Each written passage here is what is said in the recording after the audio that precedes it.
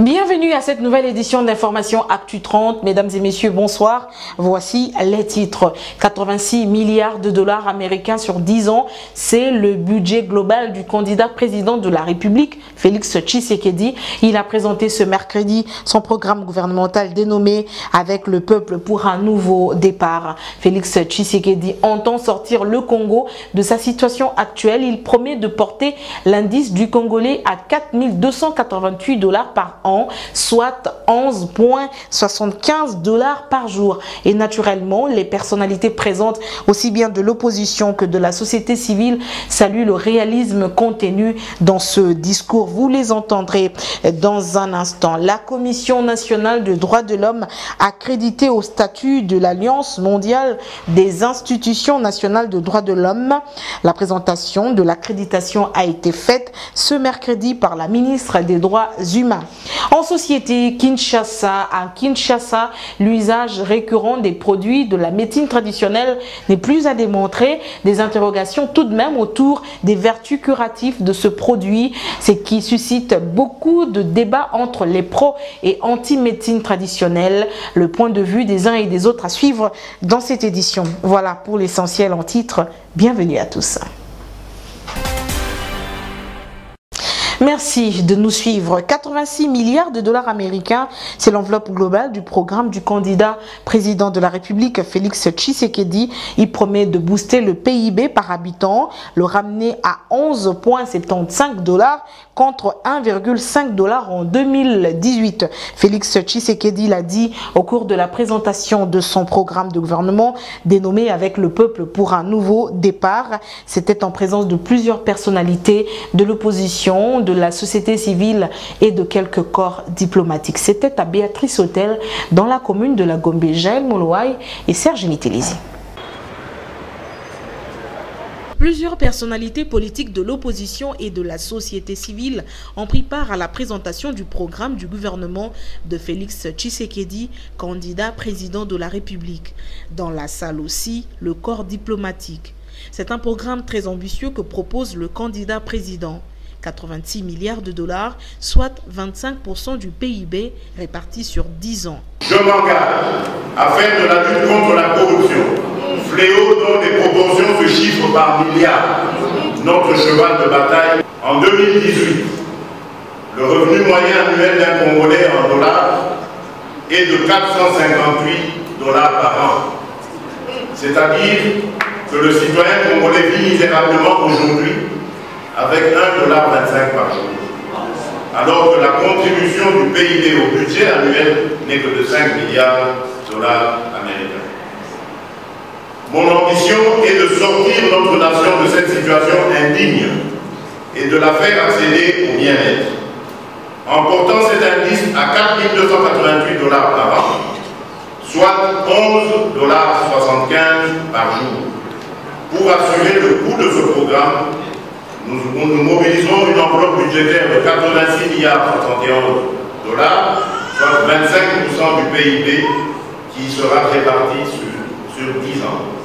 Candidat président de la République, Félix Tshisekedi entend assainir le climat des affaires et mettre en place une charte d'investissement. Je vais faire de l'assainissement du climat des affaires en République démocratique du Congo un atout majeur pour son développement socio-économique en confiant au comité de pilotage et de réforme des entreprises du portefeuille, le COPIREP, en sigle, dont les missions seront repensées, la responsabilité d'établir l'état d'avancement du document de stratégie de croissance et de réduction de la pauvreté. De même, je vais mettre en place une charte d'investissement qui va activer un système fiscal incitatif relatif aux nouvelles sociétés industrielles et aux grandes ainsi qu'aux petites et moyennes industries PME. Changer les mentalités. Félix Tshisekedi a par la même occasion répondu à ceux qui parlent de son manque d'expérience. Il dit n'avoir pas d'expérience dans le bradage et pillage de l'État, mais plutôt dans la dignité humaine. Jaël Molouaï, Serge Mitelezi. Que les uns et les autres parlent de son inexpérience, Félix Tshisekedi s'en moque, mais il dit être expérimenté dans le respect des droits humains plutôt que dans le pillage des ressources de l'État. Je n'ai pas d'expérience dans la gestion et la pédagogie de la chose publique. Mais en revanche, j'ai de l'expérience dans le respect des droits et des libertés. Pour ce qui est du financement de sa campagne électorale, le candidat président de l'UDPS compte sur l'apport des militants. À l'UDPS, nous comptons sur le soutien de ceux, des gens de bonne volonté qui comptent sur nous. Et je prends l'engagement, chers compatriotes, au moment venu, je dévoilerai évidemment le montant de ce budget, de cette cagnotte qui consistera à m'accompagner dans ce que je ferai. Je profite de cette occasion pour lancer à l'opinion ce que j'avais annoncé lors de mon meeting du 24 avril à la Chambre. L'opération 1 dollar.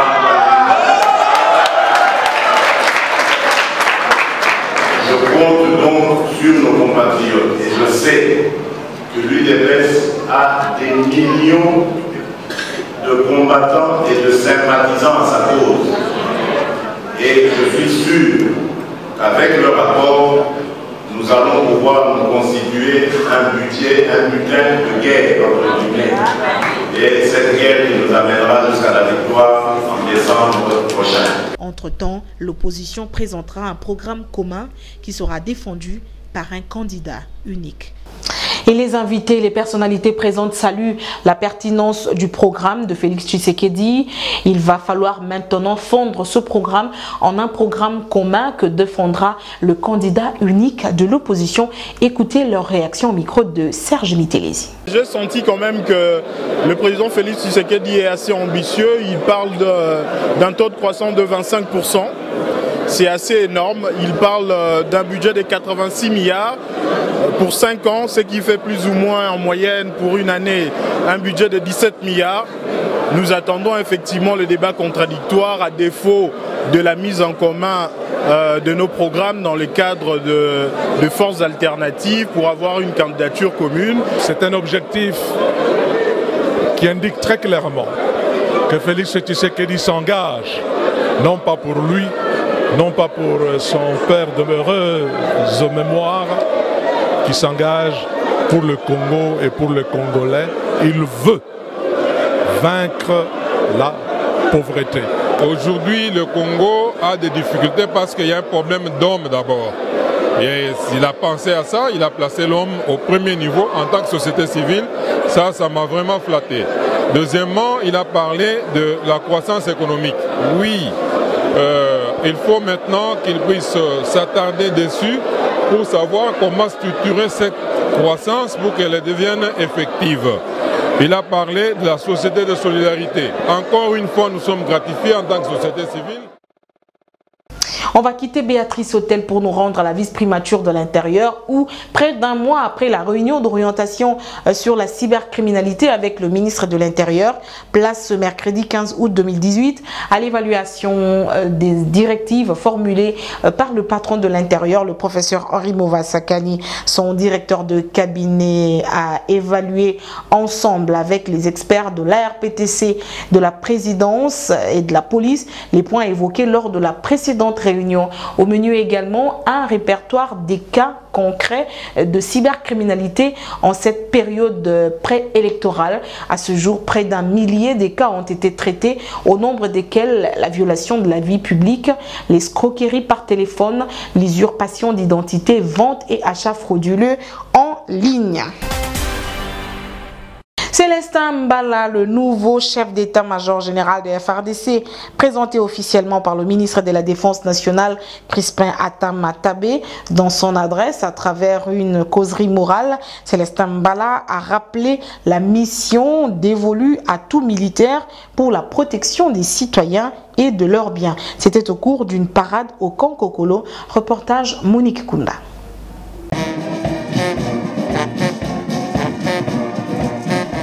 Soldats, hommes des troupes, gradés, officiers et toutes les épaules galonnées des FARDC se sont donné rendez-vous au camp lieutenant Kokolo pour la présentation officielle de Célestin Mbala, le nouveau chef d'état-major général de l'armée nationale de la RDC et de ses 2 adjoints.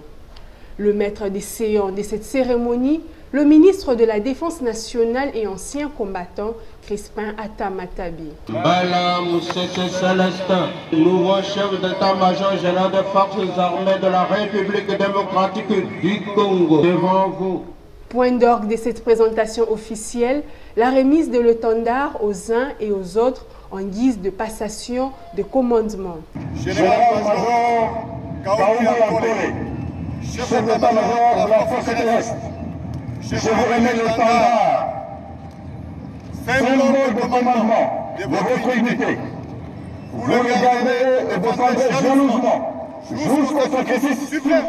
S'adressant aux hommes des troupes à travers une causerie morale, Célestin Mbala, le nouveau chef d'état-major général, a rappelé les rôles dévolus à tous les militaires, celui de la défense, de l'intégrité territoriale du pays et de la protection des personnes et de leurs biens. Point de chute de cette cérémonie, une grande parade militaire devant tous les officiers.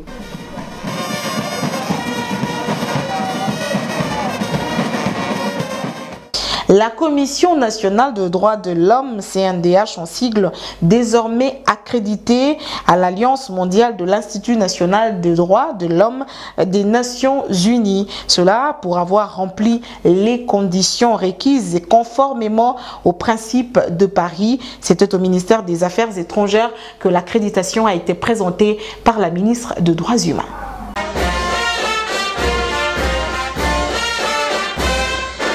Cette accréditation attribuée à la CNDH est la reconnaissance mondiale des institutions nationales de droits de l'homme. La CNDH est habilitée de présenter des rapports au Conseil des droits de l'homme au même titre que le gouvernement. Mise en place en 2015, cette accréditation de la CNDH au statut A de l'Alliance des droits de l'homme est appréciée à sa juste valeur.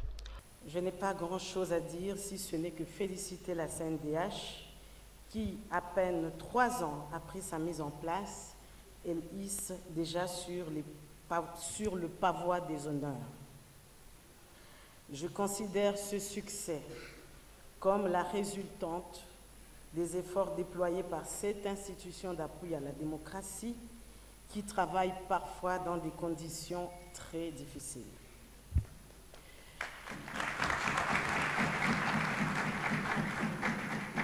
Cependant, je voudrais souligner que ce succès ne devrait pas être considéré comme un acquis définitif.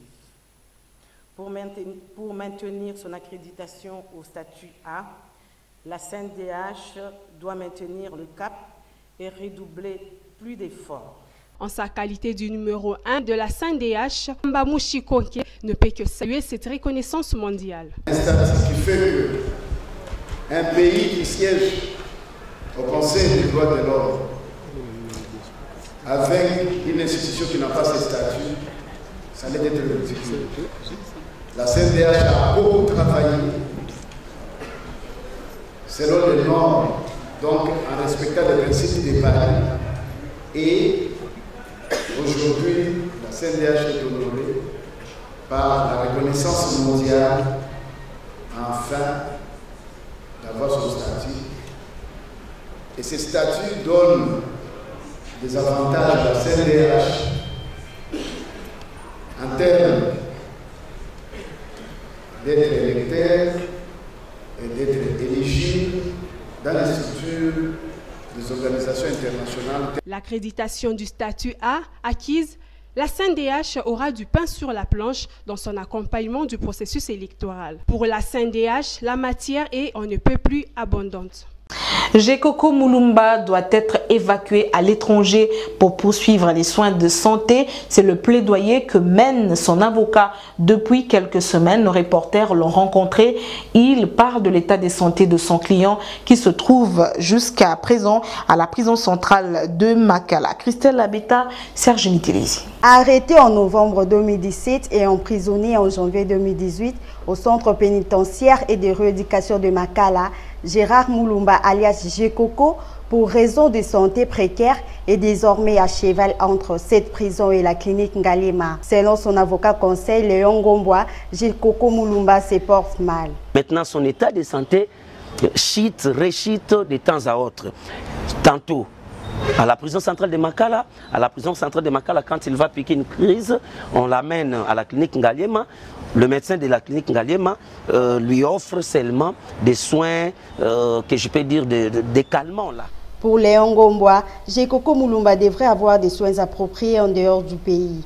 Ainsi, une demande d'autorisation avait-elle été introduite à qui des droits?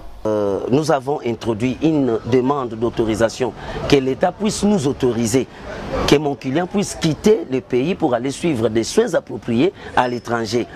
Et ceci ne pouvait se faire par une décision du ministre d'État ayant la charge de la justice. Maintenant, nous avons introduit cette demande, nous avons donné toutes les preuves nécessaires et le ministre d'État en charge de la justice, il a répondu non, il doit soumettre les rapports des médecins congolais auprès de son homologue au ministre de la Santé. Et puis, pour une contre-expertise, c'est une nouvelle procédure et nous avons y attendre. Le ministre de la Santé a répondu.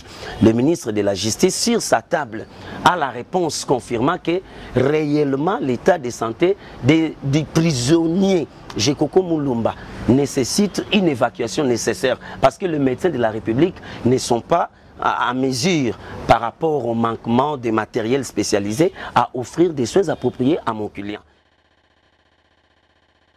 L'édition 2018 de la Foire internationale de Kinshasa s'ouvre le 16 août et se clôturera le 3 septembre prochain. Mais en attendant l'ouverture officielle, plusieurs pavillons sont déjà opérationnels. Nos reporters en ont fait le constat. C'est le cas du pavillon 17 où s'est installé le comité de la Fédération des entreprises du Congo, ville de Kinshasa. Orman Bola et Scott Selimani. Nous sommes ici avant, pendant et après l'Afrique, édition 2018. Parce que la FEC a mis en place un comité à qui il a donné 3 missions. Il s'agit d'encadrer les femmes entrepreneurs, d'organiser la promotion des activités des femmes, mais aussi d'organiser les plaidoyers en faveur des leadership féminins. Lorsqu'on parle de l'encadrement des femmes, on organise des formations, on organise les projets, l'étude des projets, faisabilité de ces projets-là, mais aussi on amène les femmes à connaître leurs capacités à travers leurs activités de tous les jours. À Kinshasa, je le disais à l'ouverture de cette édition, certains fruits, écorces ou racines d'arbres liquides se vendent et se consomment pour leur vertu curative. Les vendeurs, eux, se frottent les mains pour les ventes effectuées. Les acheteurs émettent des avis divergents sur cette pharmacopée. Le constat est fait dans un marché de l'avenue des Huileries dans la commune de Lingwala. Winnie Imana et Scott Selimani. De la poudre, de plantes naturelles, des racines ou encore de feuilles d'arbres, huile, tisane, des fruits, de liquides, connus ou pas connus, constituent la pharmacopée à ciel ouvert dans la ville de Kinshasa, surtout dans de marchés connus pour un besoin quelconque. Je suis vendeuse essentiellement de produits traditionnels. Lolango, Modomboro, Kitamata. Ces propos sont d'une vendeuse qui donne d'autres détails sur l'aspect positif de sa médecine. Les produits traditionnels sont efficaces par rapport à ceux de la médecine moderne. Quant aux potentiels clients, les avis sont diversement partagés. Ouais, moi j'utilise beaucoup plus les Kisaboko, comme vous le disiez. Bon, ça traite mieux rapidement que les médicaments que nous achetons en pharmacie.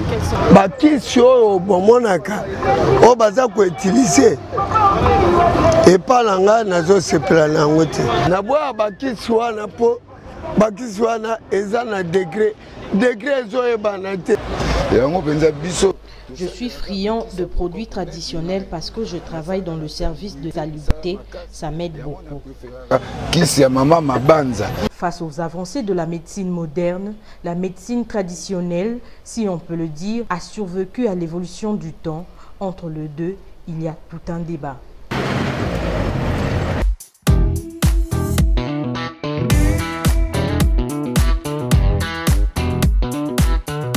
On va terminer les nouvelles par cette brève sportive. 3 rendez-vous ce jeudi au Stade Tata Raphaël en ouverture de la Coupe Super Champion de la Ligue de football de Kinshasa. Le premier à 11 h entre l'AS Aiglon et New Jack et le deuxième à 13 h entre Tonnerre et JCM. Et enfin à 15 h entre Espérance et Mohamba. Ce tournoi se joue en élimination directe et devrait réunir les champions des ententes urbaines et celui de l'entente provinciale de Kinshasa en prélude du démarrage prochain du championnat de la capitale. La finale aura lieu le mercredi 22 août 2018. Ce sera au stade Tata Raphaël. Ainsi se termine cette édition. Merci beaucoup de l'avoir suivi. Ce remerciement, c'est au nom de toutes les personnes qui l'ont produit. Le prochain, c'est demain à la même heure. Bonsoir.